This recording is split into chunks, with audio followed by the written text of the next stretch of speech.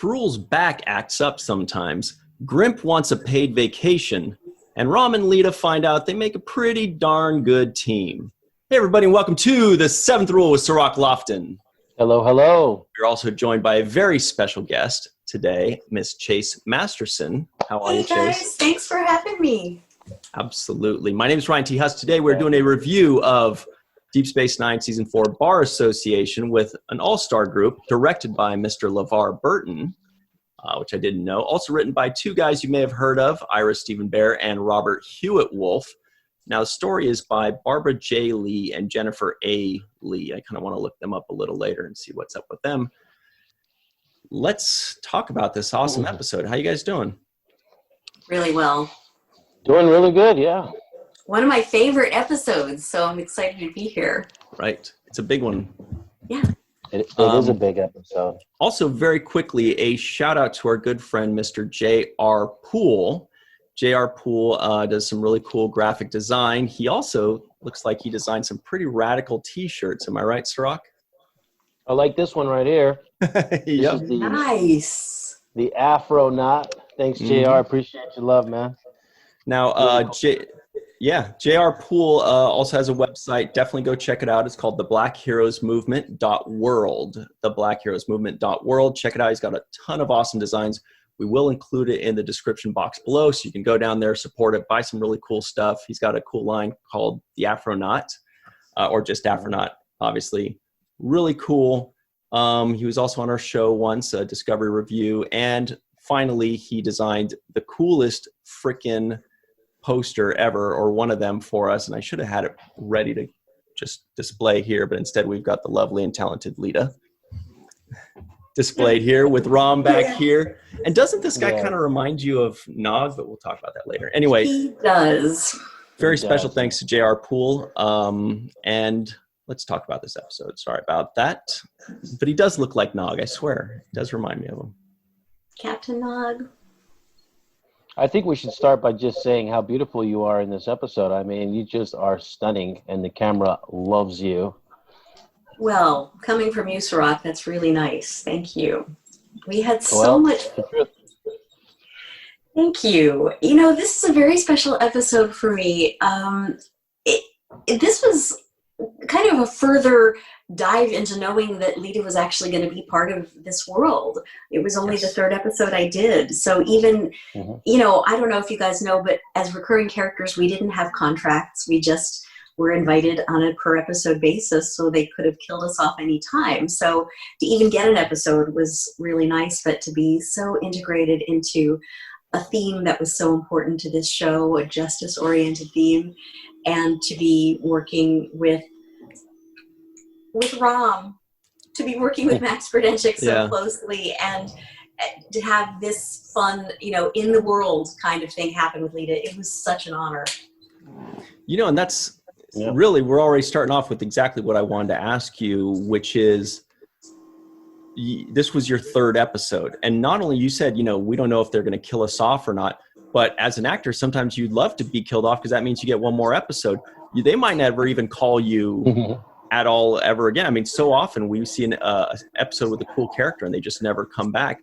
And not only did they call you, but when you read the script, did you kind of have a hint where you think, you know, if I'm kind of being integrated into a character's story, then maybe that means I'm going to be coming back more often? It was really nice in that way. It seemed that, you know, as we said, Leeta was just part of this world now. Although you're right, being killed off on Star Trek is a guarantee of 17 more episodes. So not that would be a bad thing, but it was really just a wonderful, I don't know, fit. It was fun to see this happening in terms of justice, in terms of, you know, the Ferengis finally standing up for themselves and getting to really be every man, every woman. You know, we all want good things to happen and to be treated fairly. And when Ira did the documentary, when we did What We Left Behind, he checked off the boxes of things that were important subjects to discuss in this show. And this episode was part of that. part of actually a fairly small handful of episodes that were really exemplary in terms of social justice. Not small in terms of, not in terms of every show on television, but, there were probably, 10 or 20 episodes of DS9 that were really this deeply justice-oriented in this way. Mm-hmm. Yeah. So it was really... a lot of times women don't get to play strong characters that are opinionated and have a fighting spirit. And I think that's one thing that comes across in this episode is seeing how strong your passion is for justice, for being a part of the cause. I really like that about this because it's an empowering thing to see you in that way. Did you have any kind of influence in that decision-making process, or is that just something you stepped into naturally? It was just something the writers did. I mean, Cirroc, you guys may have been able to have some sway with the writers over being series regulars over the course of 7 years, but for us, we were just happy when the phone rang, the home phone attached to the wall. Yeah, weird. I know. Well, you did do something though, Chase. It's what we noticed and what surely the writers noticed in the first 2 episodes you were in. And there are certain characters and certain actors, we've mentioned this before, like with Aaron Eisenberg at playing Nog, certain actors basically with their performance demand to come back. And, it's kind of like what Robert Hewitt Wolf said once they killed Weyoun, Jeff Combs's Weyoun, which you kind of alluded to, where you can come back 17 times. They're like, what have we done? He was such a great actor, such a great character. We got to bring him back. And so, somebody like you, the first couple episodes, you made it clear that they got to figure out a way to bring you back. That is so nice to hear. I was shocked when it happened. I don't know if I've ever mentioned this on this show. I just, May of the last time I was here. But Barry Hochwald was this wonderful actress who was on my first episode at the same time. And I got word that Rick Berman had come to the set, which he didn't do often, right, Cirroc? Right, he did not. Yeah, and everyone was saying the reason he's here is to check you and Barry out, and one of you will get to come back.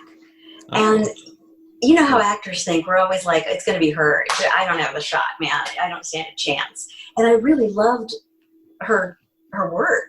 I thought she was exemplary playing a scientist, and she's beautiful and all that. So, it's all so just incredibly good.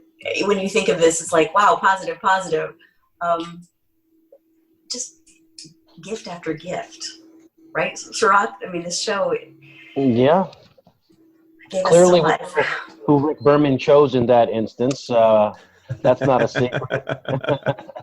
Yeah. So you were definitely the one that stood out the most, and I think Ryan is right, because when we did see you in the episodes before this, there's just a certain kind of presence that you have that people are like, oh, I need to find out more about her. What's she about?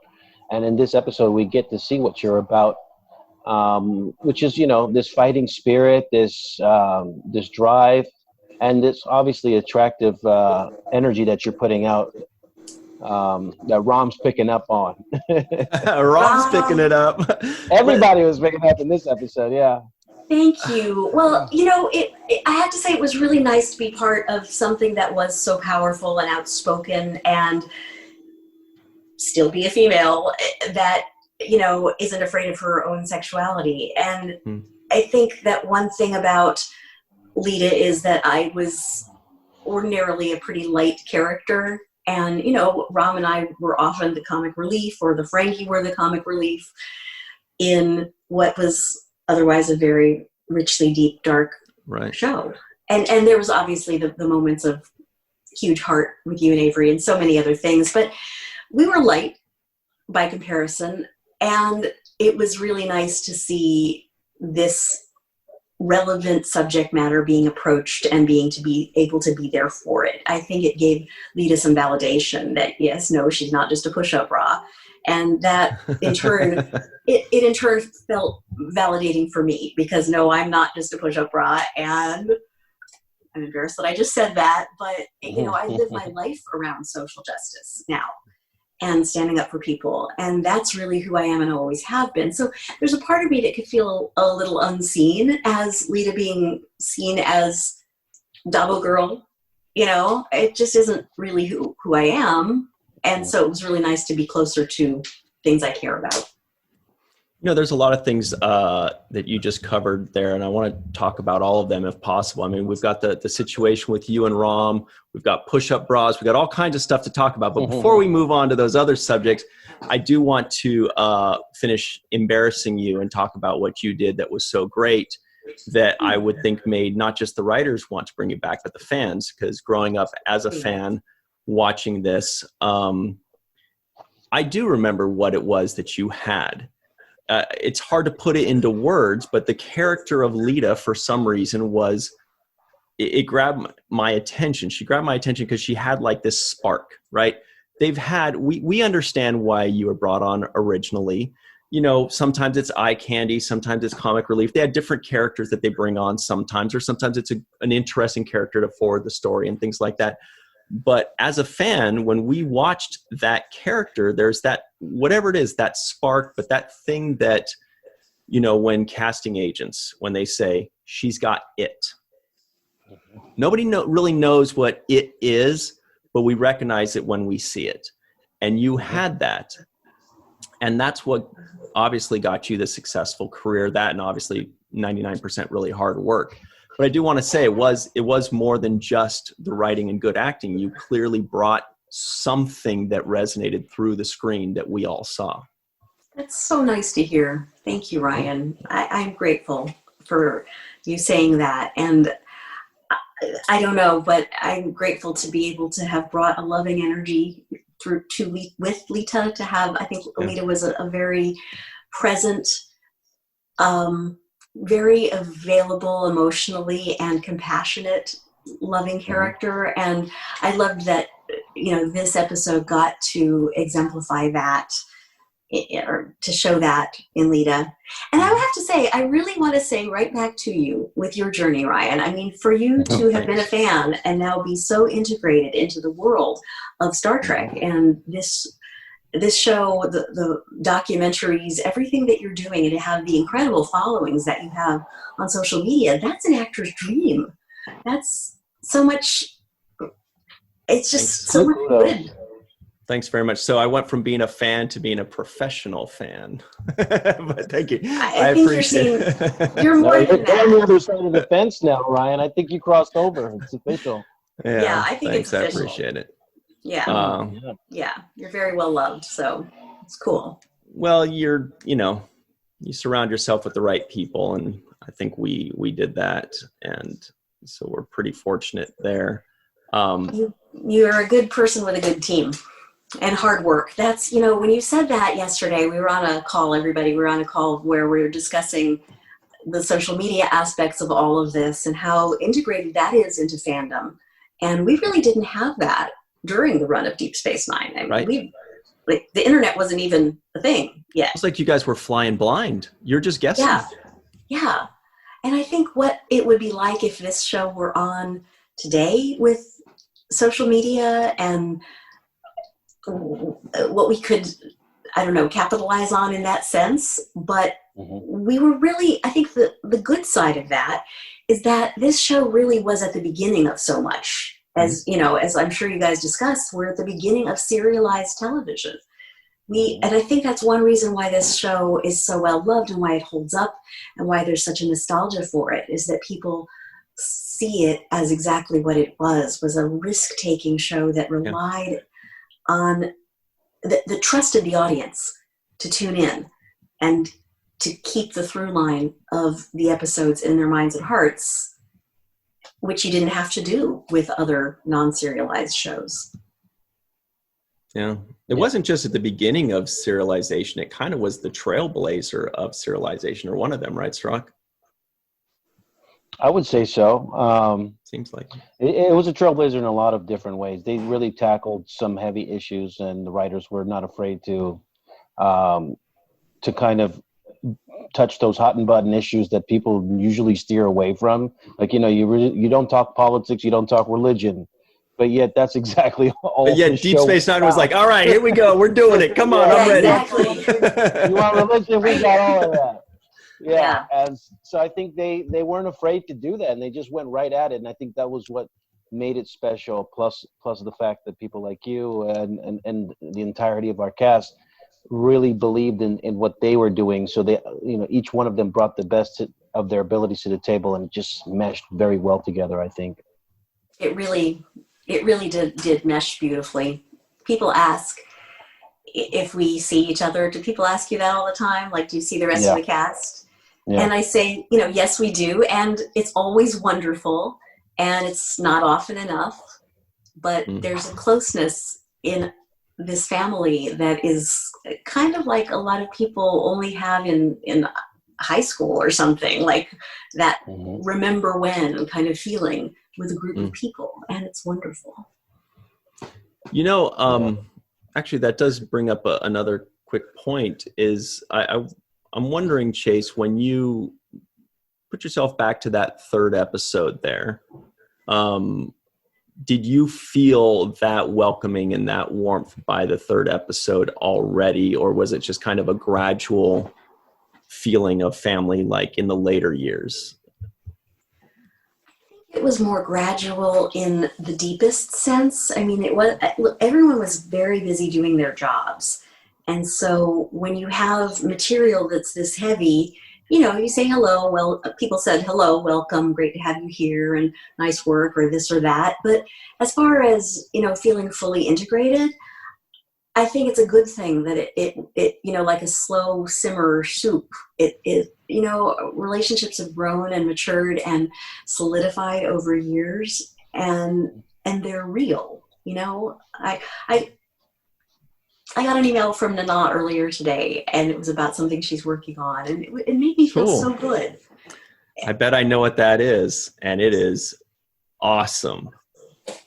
If I'm guessing correctly, I mean, I cannot wait. But anyway. Yes, thank you. Well, anything the Nah Visitor works on is going to be amazing. That's exactly it. So it's a safe bet. Yeah. But I also come in with that kind of, frankly, that kind of fan-like view of this, because I watched the show before I was on it. Not a lot, to be honest, but I did love Star Trek and the episodes of this show that I had seen. So I wasn't like a stalking fan or anything, but I had a deep respect for what Star Trek is, the messages, the actors. I don't know if I'd ever mentioned this, but I saw Nana on Broadway when she was doing My One and Only with Tommy, Tune, and Twiggy. And my sister and I sat in the audience of this Broadway theater and figured out what was the name of that chorus girl because of the songs that she was singing. And I was like, yes. And we figured out by looking at the program and what she sang and this and that she must be Nana Visitor. And we waited outside this stage door and we got 3 autographs, Tommy, Tune, and Twiggy, and Nana Visitor, because she was so damn good. Wow. I hope you told her that, right? I did. And this is so cheesy, but the autograph is still in my mom's house, and she signs her name much the same way, which none of the rest of us do. Now we're just all about scribbling, right? Repetition, yeah. Cirroc, do you scribble? I scribble way more than I used to. Yeah. I mean, I used to write out different letters that I scribble past. It's rock scribble. It's all right. But sorry, I think I jumped over you, Cirroc. You were saying something? The trouble with scribbles? Is that what you said? I said the trouble with scribbles. Yes. That's funny. But Chase, what would you tell yourself if you could go back and talk to yourself now, the version of you now talking to the version of you then when you were 25 years ago? What would you say to yourself about what to expect and what you would be doing? Wow, what a great question. I want to ask you this too after, okay? If I may. All right. You want to go first? Oh man, that was a hard one. No, I want you to go first. Okay, all right. If this was a tennis match, she just served it right back at you yeah, so hard, she did. Cirroc. Yeah, I know. She did. I mean, I can go first. Yeah, I would say that you should really cherish it even more, because there's part of me that thought it would last forever. And when you're doing it, you think that it will last forever. You think that, oh, this is just my life now.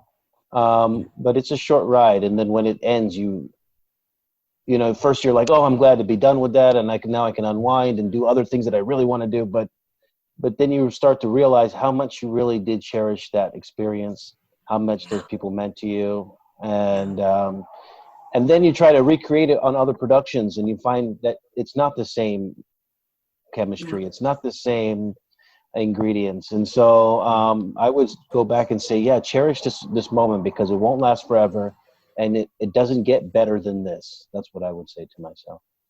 That is so beautiful.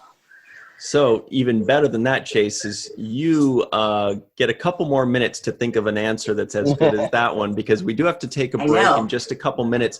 But before that, I do want to make sure that we mention all your work that you're doing in the community with your organization. You have you actually have a couple things. I know there's Pop Hero Culture Coalition.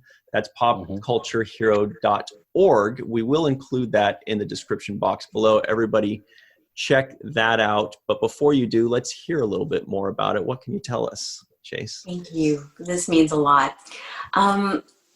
I founded Pop Culture Hero Coalition in 2013 to be the first ever nonprofit organization that uses stories from television, film, and comics to teach mental health skills and therefore end bullying, racism, misogyny, LGBTQI+ bullying, cyberbullying, and other forms of injustice.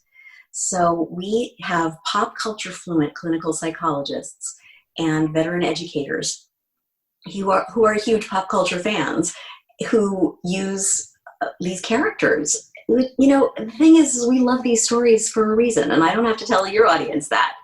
They speak to our hearts. You know, they show us things about ourselves. They, you know, I often said regarding Deep Space Nine, we didn't boldly go out. I think Jeff Combs said this in the documentary. We all say it. We didn't go boldly out to places. We boldly went into ourselves and into our own psyches and into each other.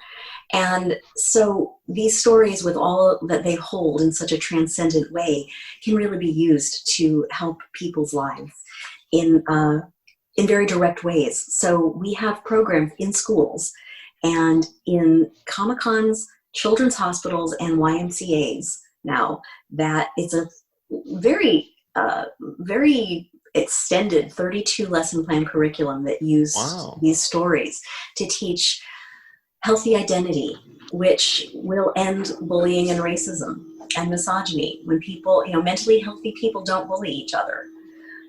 We teach resilience, how to get through things like having a bad day, or like depression, anxiety, loneliness, fear, COVID epidemic. So resilience is a very key thing that these stories teach. We teach empathy, which is basically IDIC. And we teach how to enlist help, making healthy choices in terms of friendships, very important for children and teens. And we teach how to stand up for people, how to not be a bystander, but how to step in and be a hero when you see someone else being bullied, and how to take all of the things that we've learned about ending implicit bias and having our own healthy identities, and then step out and help the world on a greater basis, which I see Star Trek fans do all the time. So it's really taking the education I've learned from Star Trek, enlisting a team of people who are way better than me, and bringing this work together. And we are officially the mental health program for YMCA children and teens. Wow, that's really awesome. You know, we should talk about this a little bit more, because there's more to this than just that. So we'll talk a little bit more about it on the other side as well. But everybody, if you're wondering, that sounds familiar, where have I heard that? Have you seen any of those Be Kind shirts? That's where this comes from. So those Be Kind shirts, and by the way, those are on sale or for sale, I should say, on her website. She's like, what do I got to change this real quick? So definitely check that out. It's in the description box below. We'll talk more about it on the other side. It's We'll Be be right Kind back. merch. Yeah. Be Kind merch. I see it. You're right. BeKindMerch.org. I was just clicking around on your website. But we'll be right back on the 7th rule.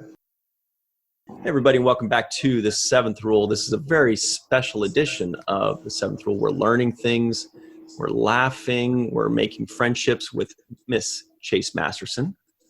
Old friendships. And Cirroc Lofton, as always. We are reviewing Bar Association, which is a really cool episode. Very quickly, here are the trivioids. You know those 3 things we said at the beginning of the show? We kind of write a few notes down and pick 3 of them. Here are the ones that may or may not have made it. Worf and Dax discuss EPS relays and stuff. Probably wasn't a very good one. Dax accuses Worf of being in love with the Defiant. Leeta says Julian's medieval outfit shows off his legs. Rom makes a beverage and then pours it down his ear. Ferengi workers don't want to stop the exploitation. They want to become the exploiters. Quark publicly announced a payout. I don't even know what that means anymore. Worf talks shit about Deep Space Nine. Odo claps back with facts about the Enterprise. That was pretty hardcore. And Worf decides to live on the Defiant. And Noskins throw darts at each other. So that's what we learned today. Anyway, let's get back to answering your question, Chase, that you passed over to Cirroc, which is, what would you tell yourself from 25 years ago? That is, it's hard to follow Cirroc's answer. That was really beautiful, Cirroc, and it brought me back. And I would have to say, yes, that. Cherish every moment. And I think that's a lesson that we all need to learn in our lives all the time. We think all the time that, oh, the kids will always be young, or this relationship will always be perfect, or this or that. And we take for granted some of the beauty that's around us. And I've been reminded often of a line that I think is in The Inner Light from TNG.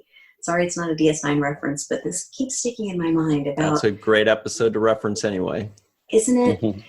It's, and I have to paraphrase, but it's basically, now is always the most important moment. And I have chills as I say it. And that is something that was very difficult for me to know in this scramble of being a young actor, being someone I felt like I often had something to prove. I think that is a thing about youth. Basically, all of us do that. So I have to have compassion on myself that I did that. But I think I missed a lot of wonderful now moments because I was worried about keeping something as good as now. And in that, ironically, you miss the beauty of it. You miss breathing in the moment and just cherishing. And I did cherish it. On the other hand, one thing I often say about DS9 is it was a bit like Camelot, because for one brief shining moment, we knew what we had when we had it. We did cherish each other, and we cherished those moments. And Cirroc, one of my favorite, God, I have complete chills. One of my favorite moments in my life is, as sad as it was, hearing Ira at that final lunch talk about how much this show meant to him, and that there was not a dry eye in the house. All 300 of the cast and crew who had gathered that day knew and agreed, and we knew that we had that feeling all along. And also for someone as brilliant as Ira to say that, and to be so welcoming and inviting of a team of writers. Not every showrunner will do that. A lot of showrunners are selfish, and they want the glory, and they want all the episodes, or they don't want to share or mentor. And Ira mentored so many wonderful actors who then grew up to be the heads of all the great shows on television. And as I understand it, he and Michael Piller did that, and Jerry Taylor had also done that. And it's just a wonderful thing about Star Trek that has been so based on what's between us, what's from heart to heart, what's enveloping us, I guess is a better way to say it. Mm-hmm. So it is a mix of that, to appreciate more. And I mean that through my whole life, through things that, with family and people and moments, and also knowing that, damn it, we did. We loved this show. And I think that's right. We loved it. We did love it. Yeah. That's why we're still here. Wow, now Cirroc and I are thinking, like, how do we top this? I'll pass it to you, Cirroc. Well, I was looking up a few things, and it said that you were voted 50 most beautiful aliens of all time, and I thought, that's pretty cool. That's very kind. A nice notch to have under the belt, right there. Better than the accolade you got, Cirroc. Worst dressed actor on television. Yeah. What did you get? I got the worst dressed actor on television. I'm in the top 50 of worst dressed. I doubt that. No, that's TV Guide. I have several issues of it. I tried to buy it. Several issues. Well, make a name for yourself. Damn it, I know. No, but you. Wow. I just think that's a good homage to somebody who's made such an impact on the show. And nice. Every time I see you at the conventions, Chase, you're so wonderful. You got such good energy. You're always positive. You're always giving good advice to people or connecting with people and the fans. I think that's a wonderful skill set that you have. It actually reminds me of Aaron Eisenberg, because he was so good with fans and so good with talking with fans and really taking a personal interest in what they were saying and doing. And I feel like you have that as well. And I just commend you for being so good with people.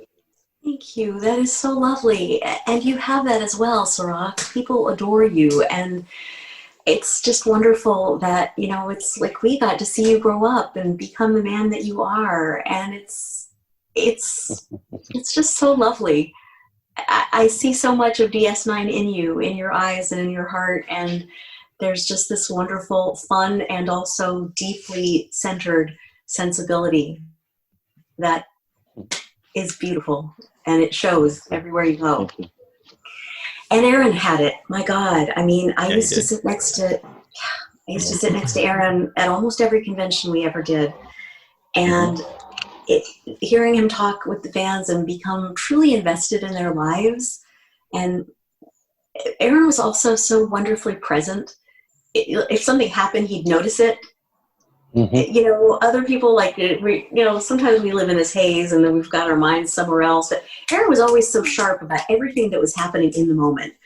And it was so much fun to be around. And it's so fun to see his interaction with Melissa. We were so happy when all that happened. And the sweetness that she's brought to his life and to fandom is so lovely. I still find it crazy that he's gone. And it just makes no sense. And sorry to go on, but we are enveloping Melissa. As much as possible. We can't see each other, but she and I text, and the coalition is buying her room. Well, actually, we're getting it given, but right. We have people that we're bringing, and it's just Raymond, our Be Kind guy, and Melissa and me. And she'll have her own room at the Vegas convention, and we're going to make sure she gets a table because she's family, and that's our way of loving Aaron too. Right. I can't wait until that convention, whether it happens in August or gets pushed a couple more months. I don't know, but I can't wait for it to happen because I want to see everybody swarming to Melissa's table and just like showering her with love and throwing money at her and buying all of her goods. And because I know it's going to happen. So I think that's really awesome that you guys did that. Thanks for doing that. She deserves it. And it's been wonderful to see her bloom under the care and love and extra attention that she's gotten this year. It's, I think it's meant a lot to her. So everybody who's doing that, keep doing it, because, that matters. It does. Right. Just because a year goes by doesn't mean it doesn't still help and it's not still needed, right? Deeply. I mean, when you consider, that kind of love. So. Yeah. And it's funny because you mentioned Aaron and that Ferengi behind you, Ryan. Every time doesn't he came up on the screen, I would look at it and it would just remind me of Aaron. The voice was off, obviously, but the look was similar, and it kept reminding me of him. I was just waiting for him to pop up and say, "Move out of the way! I'm the real Ferengi." I know, right? I know. It's almost like, is he going to come back? Yeah, I know. Yeah, I know. Yeah, and it almost felt like Nog's not being there. What's the word? His absence. Nog's absence on the show for these few months where this was shot, I feel like that opened the door for Leeta. Because if Nog were there, that might be the person that they would have, Rom bounces ideas off of, because Nog was that character of like, stand up for yourself and you got to do this or that. And I feel like Leeta was the perfect answer to that, to having somebody on Rom's side, not just like Bashir and Chief O'Brien saying you should do this or you should do that, but somebody that's actually like on his team, like with him. And, I think that really created, that situation there. It's really cool. Thank you. It was an interesting, wonderful thing for Rom and Leeta to get to bond together. And actually, Ira told me about 2 seasons later that this episode, Bar Association, was the beginning of them getting Rom and Leeta together. Mm-hmm. So they foresaw that. Rom and Leeta didn't get together until season 5, but they built that. And that's such a wonderful testament to the writers of putting little things in to build things along the way. And what a wonderful thing about Star Trek that we get to do that the writers had that freedom. Usually shows don't know if they're going to get a second half of the first season or not. Right. But they could have the freedom to build an arc like this that mattered, that was organic and rich and moving as slowly as sometimes life does, which was so beautiful. This episode was so good. There were moments, there were so many moments I almost ran out of note space on my clipboard, but I love seeing your notes, though. Oh, yeah. Just real quick, did you do any doodles for us? No, I really didn't. The only one I have is this strike one right here. That sign? Picket strike. Yeah, strike it up. Anyway, so what were you saying? Sorry. No, so first of all, when Quark first sees you in the moment, and he sees that you're not working or something, and he says something very chauvinistic to you about, get to spinning that double wheel or something like that. Get your brains back to the double. Get your brains back to the double. Yeah. I don't pay you to sit here and talk and stuff. Get to spinning. But that was one thing. But I really like there was a moment with Rom where you say something like, "Well, I feel sorry for you," and he says something. He leans in. He says, "Sorry enough to do something about it," and he leans in like, okay. Are you gonna? I definitely took that in my notes too. And then you said, "Oh, I don't think Julian would approve of that." And he goes, "We could ask him." Sorry enough to do something about it. Yeah. Yes, I love that moment. Like he was putting you on the spot. Like, okay. No, I had do. Forgotten about that, but hey, it's a testament. You don't ask, you don't get, right? So sometimes you just wait 2 seasons. Now, just to dip it down a little lower, since you brought it up, Cirroc, I couldn't help but notice a scene. Leeta, you may remember this, but when you and Rom, you kind of have a moment, and he's kind of smitten, and you grab him right here, and you kiss him on the forehead. But what I'm seeing is this guy's begging you to kiss his lobes or doing whatever they Umok stuff, and you put your hands like right there, and he's like, is it gonna happen? You go, there you go. See you later, bud. God. I hadn't even thought of that.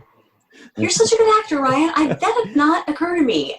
Or maybe I'm just looking deeper than it is. I think it's a wonderful choice. If I could go back that many years, I would make something out of that moment. But I didn't even think of that. Wow, good for you. Yeah, it was pretty funny though. I wasn't worried about the lobes. I was just being nice and tender, and I think that was a situation though where Leeta really did start to feel something for Rom and start to build a deep respect for him and to realize, this compassionate thing that Rom was doing for not just for himself but for everyone. And I think that opened Leeta's heart up to him and had, there's compassion for all of us. Rom was standing up for me too.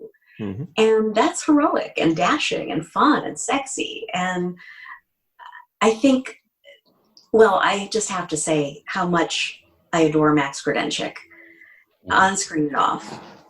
He's such a superb actor and he's such an exemplary, lovely person. And I think this episode also really helped to launch Rom in a wonderful way. More of Rom. It did. To build him out and make him more everything. To make him stronger and more front and center and daring, risky. He could have lost everything. Mm-hmm. He was going up against his own brother. And he did it. And he didn't count the cost because he knew what he was doing was right. And that's sexy. Mm-hmm. So, and Max just filled that out so beautifully. You're right. It really did launch the Rom's character because he did a career change. And so now he's got his own storyline. He's no longer necessarily part of the Quark's Bar storyline. He's kind of launching his own different direction. He's got his son going into Starfleet. He's got sparks with a lady. Like suddenly he's got, a whole new trajectory. Yeah, it was really interesting. And still no one could ever have dreamed what would happen in the long run to Rom. Right. Becoming the Grand Nagus was not on anyone's dance card for that year. But it's just such a wonderfully Star Trek message that, you can do great things, even if you feel like you're the little runt brother, even if you're the one that people laugh at or overlook. Their truth is not your reality. You're able to do the things that you want to do, and it's not always in the cards for all of us to become the Grand Nagus, but the good things happen when you live your life right and when you do good things to help yourself and other people. Mm-hmm. Behind every great Ferengi is a great woman. Yes. As the saying goes, right? I also was watching this thinking it was a makeup department nightmare to have so many Ferengis running around. Yeah. And even a couple of the Dabo girls were aliens. Like this lady up here. I mean, that's a lot of hours. That's a lot of hours. They were all hands on deck for that one. It was fun. So. Do you remember being in the makeup room on that? Because they're just slapping that thing on your nose, but even that must have probably still taken 30, 40 minutes? 3.5 hours for my hair, makeup, and wardrobe. And I was often the very first person on the lot, except for my makeup person and security. So I would get to work at 4:00 for a 7:30 call. And the whole lot was dark, and the moon was shining, and it was all silent, and all of the history, the feeling, the Paramount ghosts, whatever, it was just all there in the stillness of that lot. And it was really beautiful to feel that. And 3.5 hours. But Marina used to say that her makeup would take longer than Michael Dorn's, because when you think about it, glamour, eyelashes, the hair, the whole thing, the body makeup, all of it, but that's about how long it takes me in real life. 3.5 hours. So was that your hair coming in? Like, did they give you a cut and color for that, or was that your style at the time? My style was just kind of the same color, but just kind of there. Right. They did a significant amount of the 90s poof, you know. But I had auditioned for this role with a long wig. I thought they've got to have this girl. This is a Dabo girl. She's supposed to be sexy, so I need long hair. And you know, it's also just another lesson to me. I bought a dress. I coached. I spent about $300 getting ready for my Leeta audition, and that's when I'd already had an audition for the role of Marta. I think I was talking about this once before on this show. I auditioned for the role of Marta, and I didn't get it, but I got down to the final 2. And then they wrote the role of Leeta for me. And it was, I still had to go in an audition, kind of like John Delancey's son, Keegan, had to go in audition to play Q's son, even though they wrote the role for him. Of course, you know, they want to make sure. But anyway, I worked really hard on it. And I thought, they wouldn't want me. They want a girl with long, flowing hair. And they wanted future you. Well, they ended up, well, thank you. But they ended up using my regular hair. And it was kind of just another life lesson. Like, don't think you're not enough. Be who you are. And oftentimes that's exactly, and it really is enough. Not often, but yes, it is enough. Right. I do also kind of like that when you mentioned again that you auditioned for the role of Marta and you were this close to being Marta. I feel like Cirroc got silent and kind of like almost went into a what if kind of. Oh my God, that's right. Cirroc, what am I thinking? Yes, we would have dated, man. I don't know. That's a little May, December. Yeah, all of a sudden push-up bra just kept floating in my head over and over again. I couldn't get it out.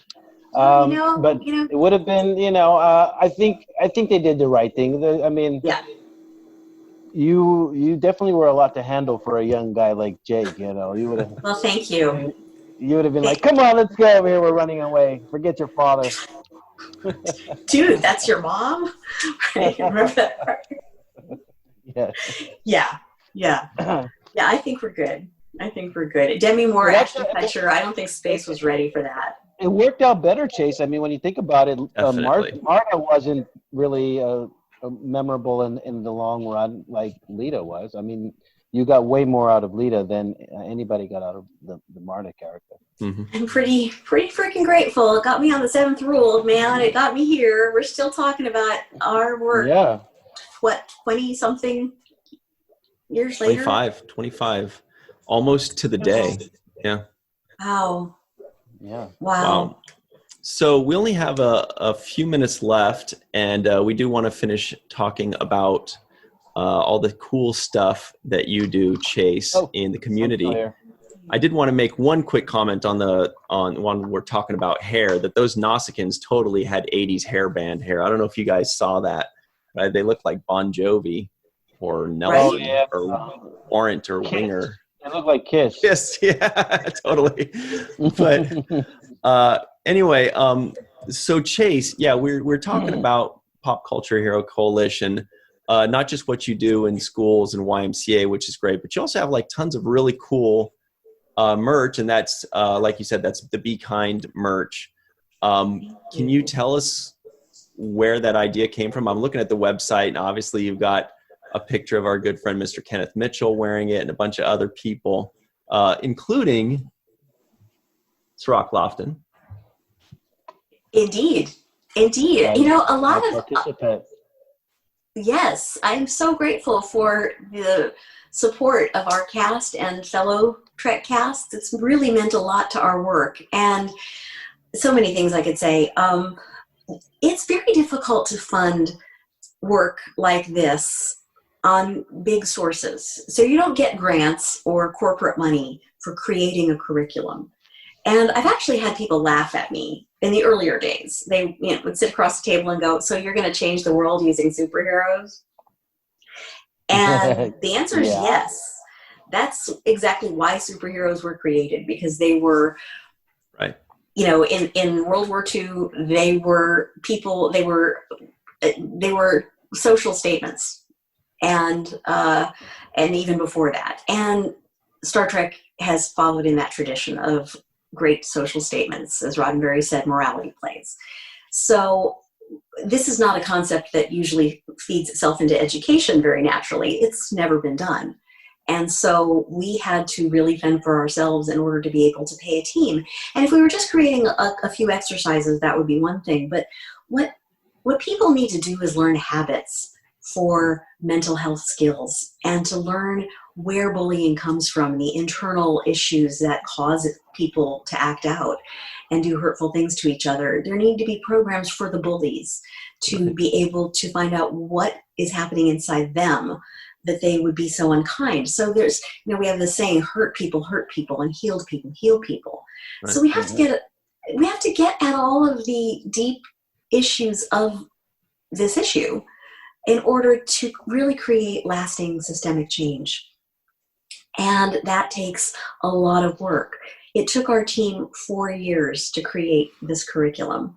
No one was working full time on it, but we got incredibly talented people to do it in what time they could. Now, I couldn't ask that for free, so we had to pay a lot of people to do this. And where would we get that money?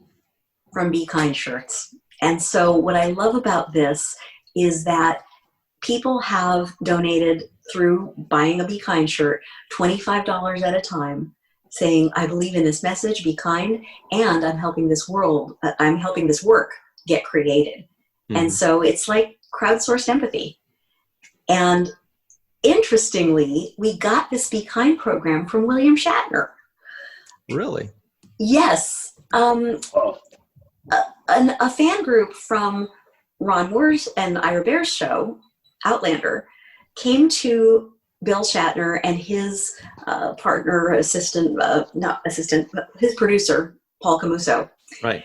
Mm-hmm. And Paul is wonderful and so well loved. And they said to Bill and Paul, hey, we want to support a great charity. We've got all this fan power. We don't know where to put it. And they said, Pop Culture Hero Coalition. So Bill did a Be Kind shirt photo, and it just went on, and so many people have done those. Sorry, I'm going on here, but that's great. Ken Mitchell started a wonderful tradition of doing his own signature Be Kind shirt. So he created it, chose the color, chose the font and everything, and then signed it. So maybe we could get you to do one of those, Cirroc. That would be so wonderful. I would love to. Yeah, I'm looking at a great the idea. Site now. Great pictures. I see the William Shatner one, and a lot of other people, including our man Doug Jones that we love so much. Yeah. Just not purple and gold, Cirroc, and there's enough of the purple and gold going around. There's enough of the purple. Yeah, I don't know if you can ever have enough purple and gold. He likes the Lakers a little too much. Oh, that, yes. Okay. All right. I would love to do a signature edition, though. Chase. That's great. That's a great offer. Absolutely. Yes. I would love that so much. Okay, I'll get with you to do that. One other really wonderful thing that we're doing is we're partnering with YMCA and a team from Harvard called the Digital Wellness Lab. And I think this is the first public announcement of this, but a big announcement will be going out soon. We're doing an event called Resilience, Empathy, and Healthy Screen Use, an honest conversation. And we're partnered with YMCA USA, which has 21 million members, and Harvard Digital Wellness Lab, and Pop Culture Hero Coalition were the three. And it'll be a celebrity-infused, but also mental health expert, psychologist-infused 90-minute program on March 25th on Facebook Live, talking about the issues that have happened this year and how to get through them. So obviously COVID and how that has impacted our sense of empathic trauma, empathic distress, seeing the country going through this, having it hit close to home, as we mentioned earlier today. Things like that, losing people that we love and the fear of getting sick ourselves. So all of that has, I think, really shaken us up in a lot of different ways. The financial implications, all of these stresses are up. Statistics show that child abuse and spousal abuse are also, domestic violence are up. in COVID. And then there's issues such as Black Lives Matter, which, as we know, has been an issue for the entire life of this country and before that, but is just now really coming to light. And we have an incredible psychologist joining us for this event. Her name is Dr. Rita Walker, and she's the author of The Unapologetic Guide to Black Mental Health. So we're partnered with some incredible people on this event, March 25th on Facebook Live. And if you follow us at Superhero IRL on any social media, at Superhero IRL, like in real life, we'll tell you more. We're super excited about the amount of the number of people we're going to be able to help. And I also want to say, I don't get paid for this. I'm not pitching our organization. I've never made a dime on the coalition, and I'm grateful to be able to not have to. And I'm also, I just want you to know I'm here for the right reasons. I see the work we're doing, and we really are helping people. So it's an honor. Yeah, we're all about mental health and right. Working together as a community to bring awareness to different issues. We did that with kidney and dialysis issues, with mental health issues, suicide prevention. I mean, there's so many aspects in which we can use our voice to to bring awareness to things, and to also let people know that they're not alone, that there's other people that go through these same kinds of things, and they don't have to feel like they're the only ones out there on an island. So I'm just so glad that you're doing the work. Thank you. And I'm sure it's benefiting so many people that that is the reward, right? The help that you're. That's that it. is the reward, right? That's it. That's exactly it. Love is its own reward. And absolutely. And I see it in your eyes too. When you're able to do this kind of thing and use your platform for good, it's truly, it's one of the best things in life. So I'm grateful. So I hope you guys will all join us, because you'll have that feeling too, audience out there. Being able to get things done and to really make an impact on other people's lives is fun. Right. Social wellness, mental health, doing good is fun. And feels good. People actually really like doing the right thing. I think the problem is that some people just kind of don't know what the right thing is, or they disagree on the right thing. But when they find it, they go, "Ooh, this feels nice. I want to do more of this." And it all starts with clicking on that link below. Check our description box. You can click on the links for Be Kind merch, for Pop Hero Coalition, also for JR Poole's website, the Black Heroes Movement.world. We'll include all of those in the description box below. We do have to run. Everybody stick around for the free-for-all. Miss Chase Masterson, thank you so much for everything that you do and for joining us today. Thank you, Chase. Thank you so much for having me. It means a lot, because A, because I love you guys, and B, because this is a wonderful show, or maybe that's A. Both. Both are A. And just to relive old times. And it's just wonderful to have you part of this family, Ryan, and to see you again, Cirroc. It means a lot. Thank you. Thank you, Chase.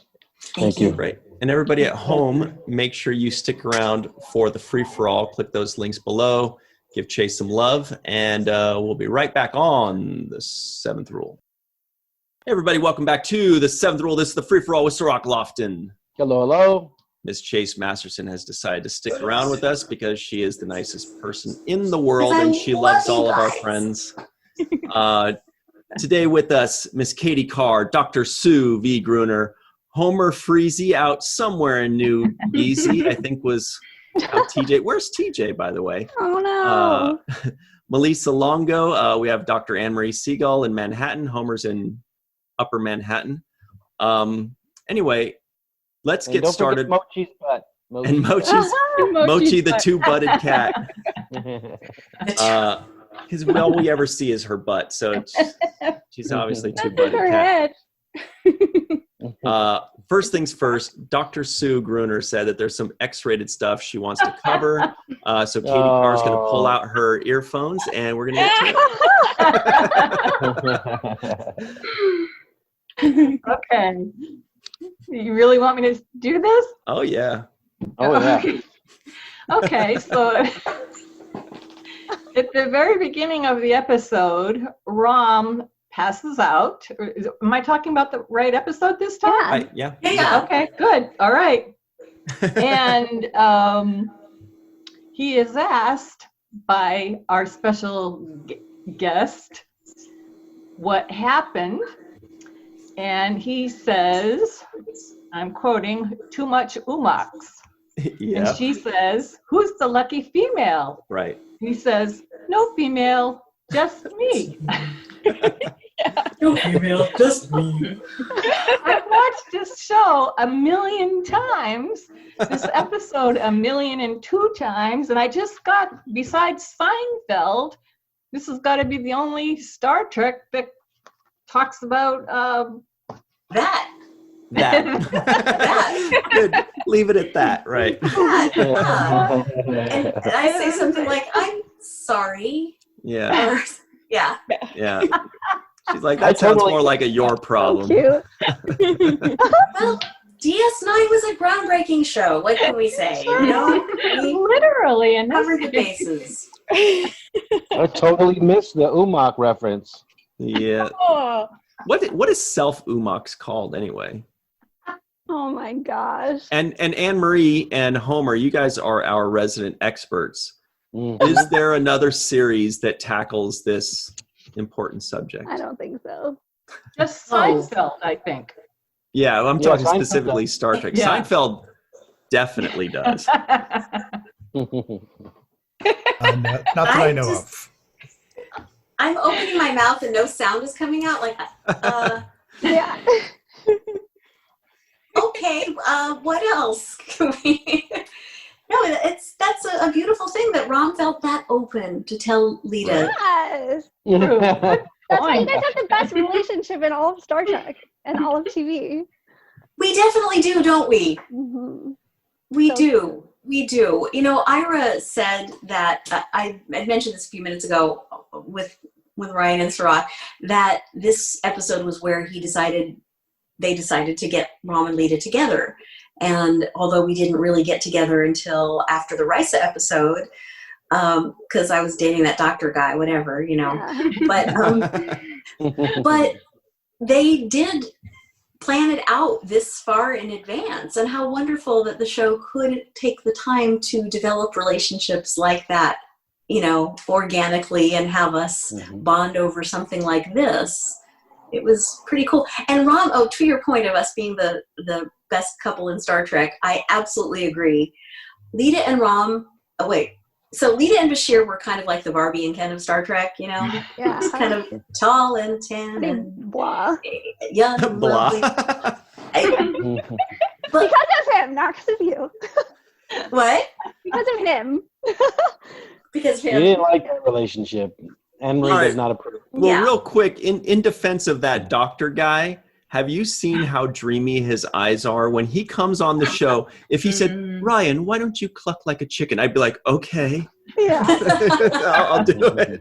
Anyway, Yeah. what were you saying? He's pretty Chase? dreamy. Yeah, pretty dreamy. And they wanted, Max tells the story about how Iris said, "We're going to give you," he actually took Max down the hallway. He's like, "Let's go on a walk, son," and takes Max on a walk down the hallway, down the promenade or something, sometime during the 4th season. He says, "We're going to give you Leeta." And he said, "What?" And Iris said, "Yes." And that's partly because all the women love Bashir, all the men love Bashir too. Everyone loves Bashir, and we want to keep him single. So then Max was like, thank you. I think. So anyway, but Leeta and Rom were more like the Lucy and Ricky at Star Trek. We had fun, and we had a wacky sensibility, and we were such opposites that they're made for a lot more comedy, drama, etc.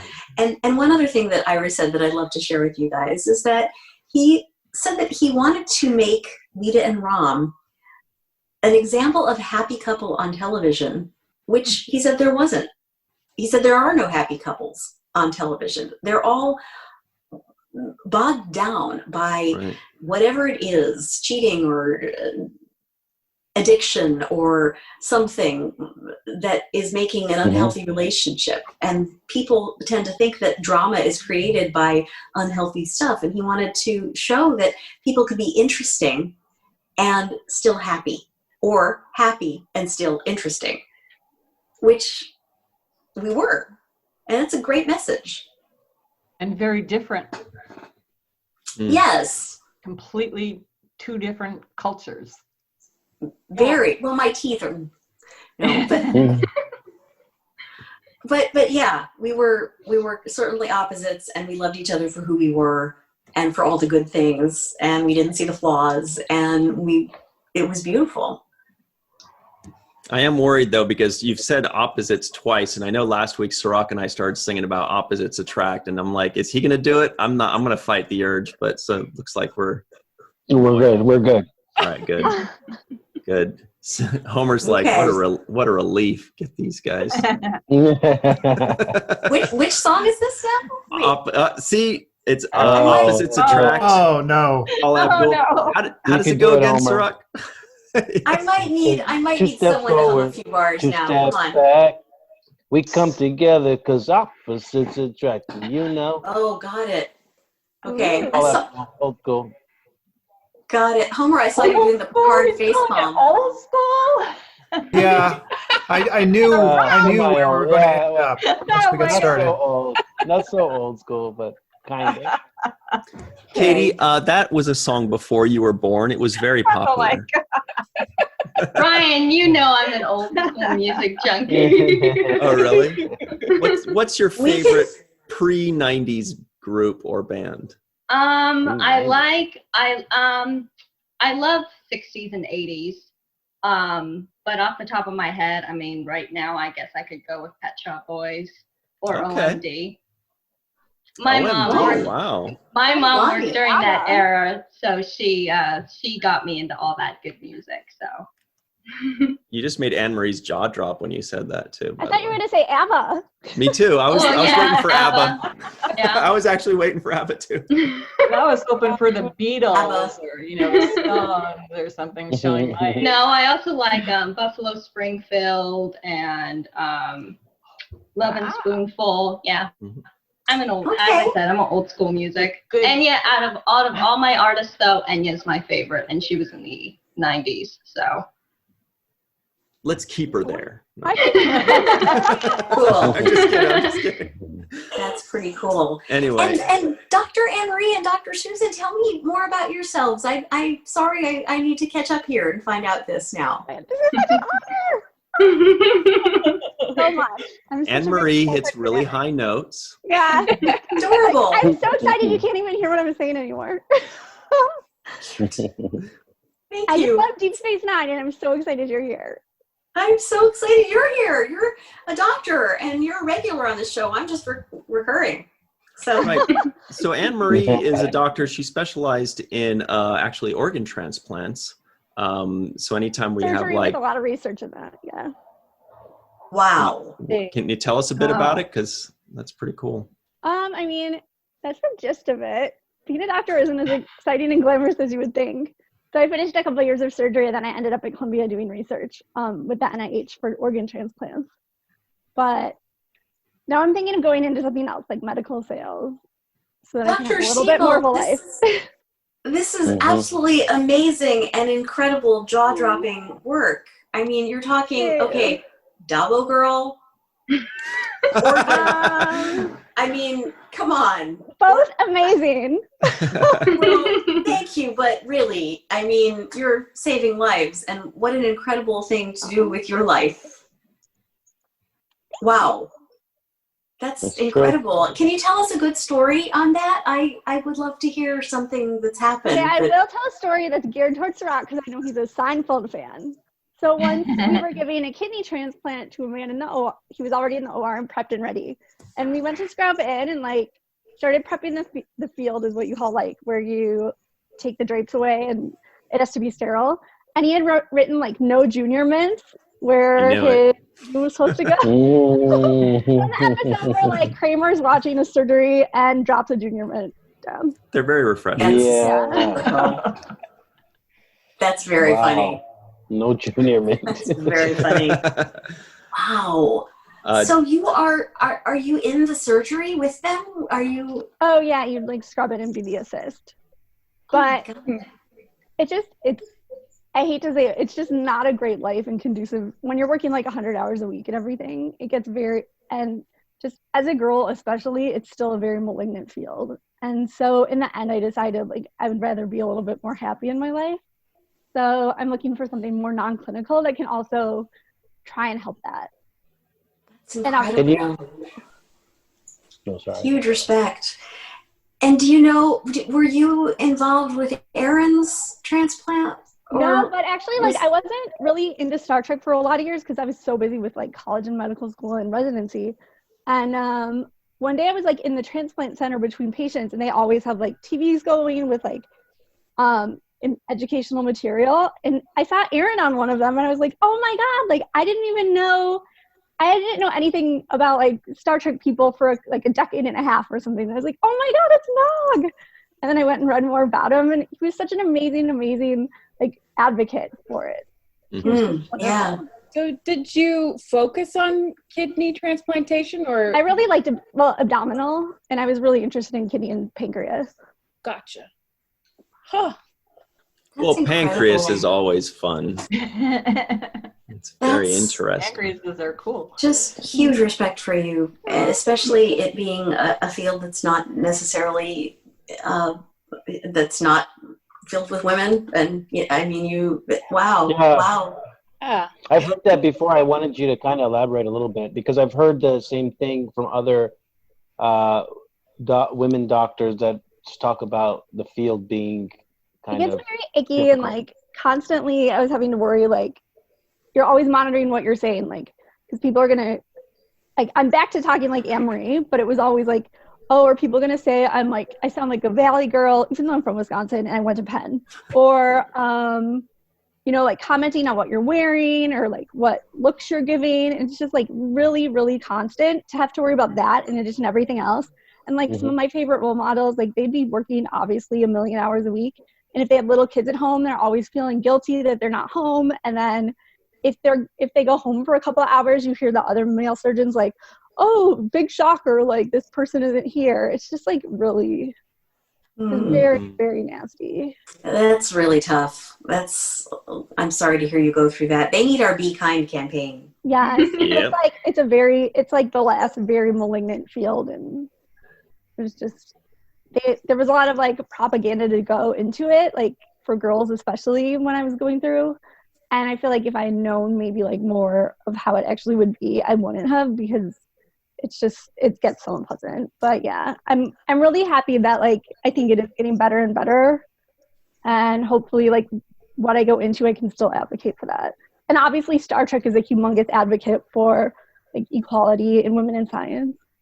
Yeah, absolutely. Now speaking of which, Dr. Sue, sorry, I just spotlighted you for a second there because sometimes I pin people, but I accidentally hit spotlight. I didn't mean to put you up like that. But, limelight. But what do you do specifically? Because you've told us a bit before, and it seems just amazing and fascinating. And seems like you've broken a few glass ceilings yourself. I want to hear. I definitely did. I experienced a lot of what Anne-Marie experienced it. And I'm a forensic entomologist. So first of all, it's not anything like what you see on television. But what I do, I haven't done it what I thought I would be doing, but my research, forensic entomology in the field that I'm in is the maggots on the bodies. You take them and you try to figure out when the person died. So it's just an estimation. It's not, we don't give an exact time, but it's not just that. There's nursing homes with people living in them that have, a maggot is a baby fly. Should I give a basic entomology lesson? They're really very cute. They are! I used to have to order them for like so cute. And delicious. People don't think butterfly caterpillars are gross, but they think maggots are gross. But it's the same lifestyle. But they have an egg, then a caterpillar, which is a maggot, and then a pupa, and then an adult fly. So on bodies, if it's a death scene, it doesn't necessarily have to be a murder, but most of the time it is. I'm the one that goes and I do the collection, and I Wow, that's hard. That's really hard. testify in court. Yeah, and a lot of the time it's children, which is difficult. Oh my God. And Okay. so that's what I do. So it's like carbon dating with live animals, essentially. Right? Yeah. And that's why Dr. Sue comes away and brings us so much love and cheers, because we all kind of need to get away from work and have some fun. Well, Chase, I'm sorry, I'm thinking this so hard. So is this, is there, how did you get into this, and what is it that keeps you in it? Well, this is a true story. When I was doing murder scenes, I'm not going to cry. I am completely professional. I'm there for the science, and usually it's Jacksonville where I end up. I live in Gainesville, Florida, which is north central Florida. Jacksonville is about an hour from here. That's where, if I'm going to be called, it's Jacksonville. So I would go do what I have to do, and it doesn't take very long, but it's an hour, 15 minutes, something like that. The way home, I'll be crying, the ugly tears, driving home thinking if I find a child or even a person shot or something like that, it's disturbing, but I'm there again for the science and to try to help all law enforcement.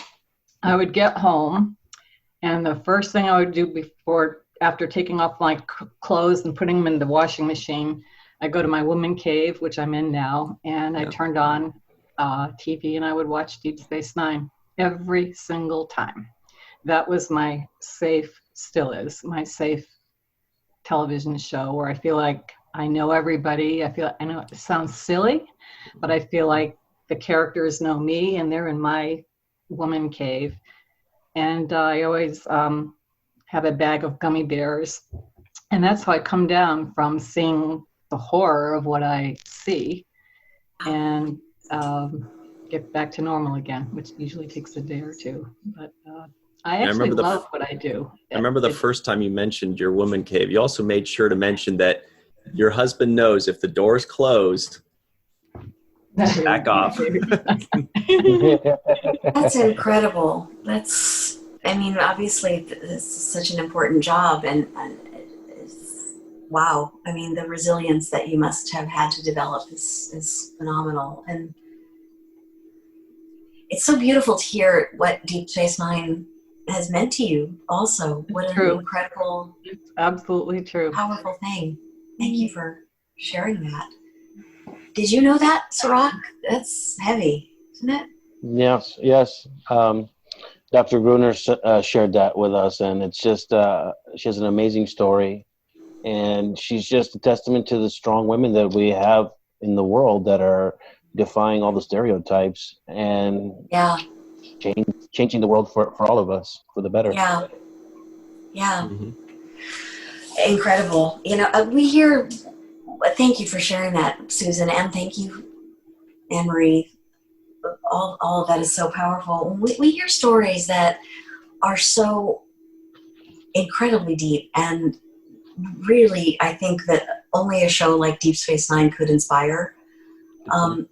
Cirroc, were you there that day in Vegas when this woman came up? This was about 5 years ago, maybe more. And we were on a DS9 panel at the Creation Show, and in front of a huge audience, this woman comes up and she said that her fiance had died by suicide and that she was really tempted to do that as well.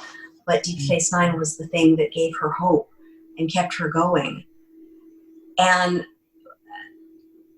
right at that moment, Laura Bear and I both said, "You are ours. You come here now." And we met her after the panel and basically adopted her. And she is a friend to this day. Well, there's another man named Scott Baum who is he's completely paralyzed by cerebral palsy, and he lives in Washington, and he creates our Heroic Journey curriculum for disabled kids. And so he works with the coalition a lot, but he's short on friends. And this woman, Carrie, who had said that, who we've been friends with ever since, lives in the same town. They both live in Seattle. And so now they're friends, and they support each other and have this incredibly wonderful, rich friendship. And it's beautiful to see the things that Deep Space Nine will bring people through. And also then they have energy to go help other people. And it really sounds like that's what you both are doing, Dr. Gruner and Dr. Segal. Love that. So nice. Anne Marie also loves that you called her Anne Marie earlier. 'Cause so many people call her Anne by accident. And she's like, you know me so well. Yeah. Yeah. So good job there. Okay, I figure the Marie's there for a reason, you know. Right, exactly. But anyway, I didn't mean to go on to a tangent, but that's just, it's so beautiful that you are exemplary women doing incredible work. Good job. And I'm a Dabo girl. Oh, well. There's a Dabo girl. Dabo girl and politics, too. And good at statistics. Yeah. And what? Good at statistics. And Right. good at it's very, I have a very subtle wrist. Yes, exactly. Exactly.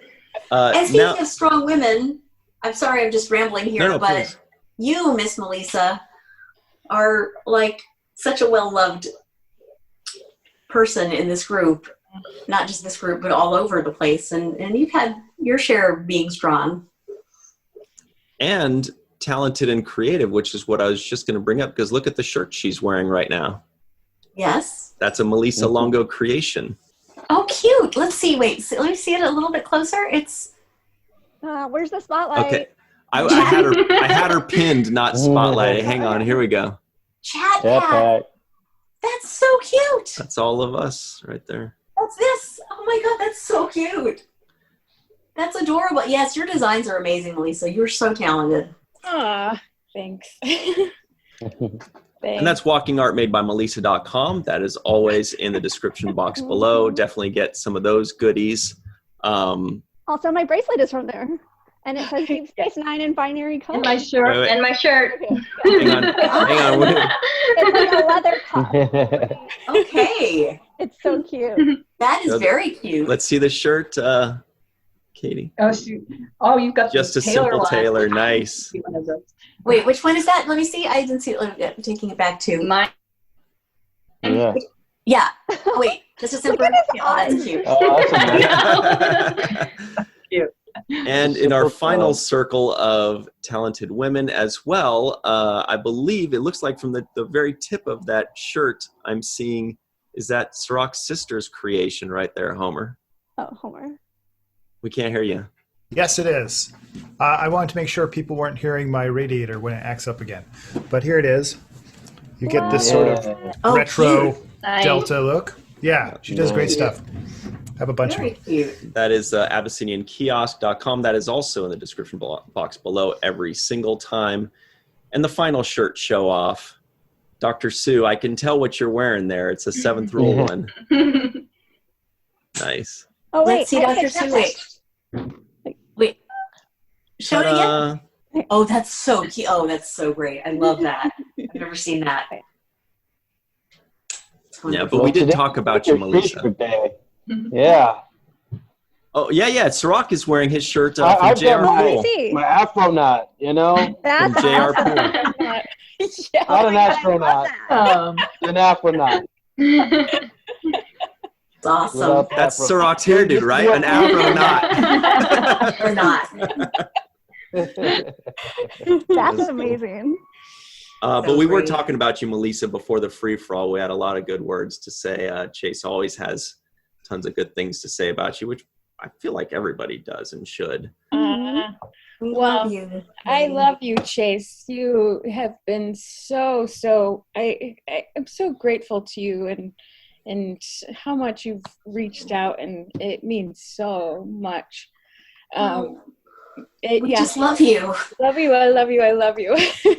You're amazing. I love you. You're amazing. And like I said, it's just so good to see the family rally around you, and so deeply. And you are so deeply in our hearts, just for many reasons. For it's who you are, as well as our love for Aaron. But it's just delightful to see you and your work blooming through this year. And we were saying in the last segment before you guys came on, we can't wait for Vegas, because people are going to be like, you're going to have the longest line of anybody. Yeah, they're going to be swarming your table, Melissa, throwing money at you. It's true. It's true. Well, it's true. We actually just have a couple minutes left. I do want to, Homer's the one that always keeps us on track too. Homer, we hardly talked about the episode today. We talked about how great it was and how much we love it. And Sue's like, can we talk about the X-rated stuff? Homer, do you have any final thoughts on the episode itself? You've got the title card. Yeah, that I think helps people know what we're talking about when we're not talking about the episode. I liked. First off, I'm actually in the middle of watching it now. I have about 20 minutes left. And we have the thing with Worf where he's like uncomfortable on the station and kind of wants just to be on the Defiant by himself. Right. Yeah, I want to like he can't stand the chaos of Deep Space Nine as compared to the Enterprise, even though things did go wrong on the Enterprise as well. I liked at the beginning, the fight. They didn't show the fight. I think they had written it as though they were going to film it, but it brought back like Trouble with Tribbles, or I think that's sort of like that fight that took place in the bar. Yeah. And I like that also Sisko let them stay locked up overnight. Right. Yeah, I forgot about that. And then Sisko's been reprimanding people a lot lately. Yeah, he's been on it. Yeah. And he kind of was starting to say, yes, I'll get Odo and he can come and release you in the morning. Yeah. If he wants. Yeah. And of course, I know where things are going with Rom and Leeta. And so I kind of like that. And she's going to throw Bashir to the curb and trade up. Trade up. Trade up, exactly. That was it, man. Sid's not going to watch this, is he? British guy. He never watches our show. Okay, good. So that's what I have. That's cool. We do have a tight time constraint today. We have one more question for you, Chase, if that's okay, but we'll have to take it off the air for this one because we do have to stop recording here. But I do want to say a very special thanks to you, Miss Chase Masterson. Also, and I think everybody else was very happy to have you too. All their faces lit up when they saw you. Thank you. It is truly such an honor. I just have to say, it really, moments like this, with times like this, when there are people, new friends, new people that share the same love for this show and values and who are fascinating in your own rights. And it just is such an honor. It's one of the true highlights. For me, it beats being on TV, that whole thing. This is the heart of it. And the fact that we can have this 20-something years after the show goes off the air is such an honor, truly. Honor of a lifetime. Thank you. Right, Cirroc? Thank you. It is. It is an honor. Absolutely. You guys are all so amazing. Could I take your picture? Yeah. Okay, so before Ryan had us all smoking the camera, so I'm going to ask you all, you're all going to smoke the camera, all right? Are you ready? What are we doing to the camera? Smoke it. Umox. Smoke it. Umox. Smoke it? Yeah, smoke it. Give us your sexiest Homer look.